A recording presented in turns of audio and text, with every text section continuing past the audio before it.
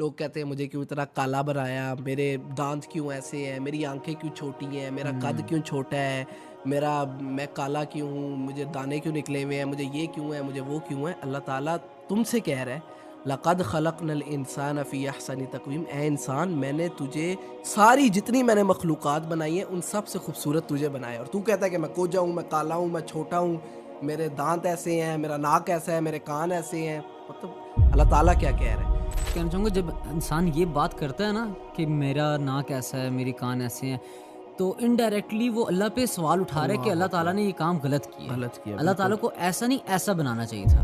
बहुत बड़े-बड़े कोई स्पेशलिस्ट होते हैं, कुक जो होते हैं, अब वो खाना बनाएँ, ठीक है? तो आप कहते हो नहीं यार बहुत बेहतरीन बनाया। तो वो अल्लाह उससे तो बेहतरीन कोई चीज़ ही नहीं है। तुम उसकी जो है वो जो खलकत है उसके अंदर से नुक्स निकाल रहे हो। ये हमारा छोटा ज़हन है। फमा युकज़्ज़िबुका बअदु बिद्दीन कि किस चीज़ की वजह से भई आप झुठला रहे हो? ये उन असफल साफिलीन से क्वेश्चन किया जा रहा है कि आपको क़यामत से किस चीज़ ने धोखे में रखा हुआ है? आपको क्या लगता है कि आपने मर के दोबारा नहीं उठना?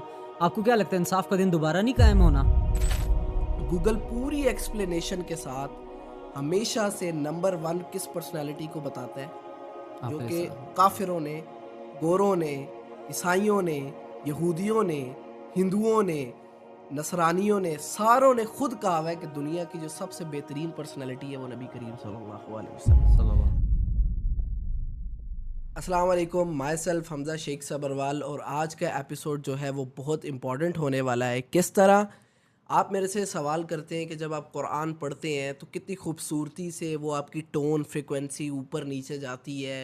वो जब उलमा कुरान को पढ़ते हैं कुर्रा तो वो रोने लगते हैं, उनकी उन इमोशनल हो जाते हैं, वो कैसे होता है? तो हमने आज कुरान की एक छोटी सी सूरत लेते हैं एज अ एक्सपेरिमेंट, सूरा 3 लेते हैं जो कि अम्मा अम्मा में है, और फिर हम उसको समझेंगे, थोड़ा शॉर्टली उसको समझेंगे और फिर उसको तिलावत करेंगे और फिर देखेंगे कि क्या आपने भी मेरे साथ, हम दोनों मिल के उस पर डिस्कशन करेंगे, आपको भी हम शामिल करना चाहते हैं।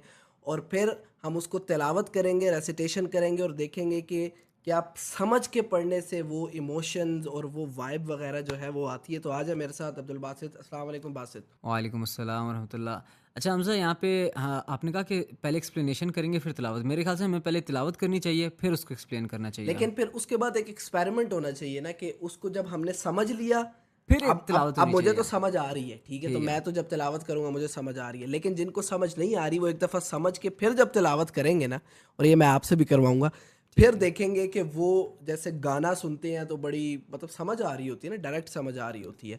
तो जब